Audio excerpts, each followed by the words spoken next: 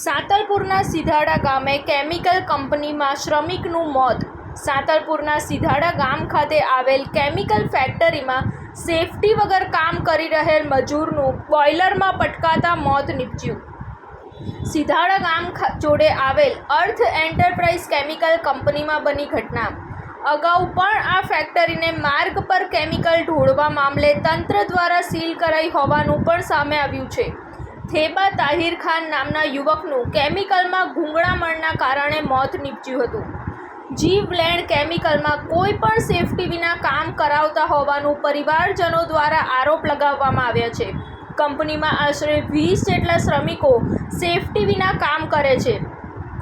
અન્ય કોઈ સાથે આવી દુર્ઘટના ના સર્જાય તે માટે કંપની માલિક સામે યોગ્ય કાર્યવાહી કરવા માંગ ઉઠી રહી છે.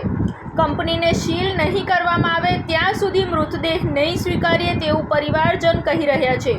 મૃતકના પરિવારને યોગ્ય ન્યાય મળે તેવી પરિવારજનોની માંગ છે. રિપોર્ટ અનિલ રામાનુજ સાથે સંજીવ રાજપૂત, TV9 ગુજરાત, રાધનપુર, પાટણ. જોતા રહો TV9 ગુજરાત, નિર્ભય, નિષ્પક્ષ, નિરંતર.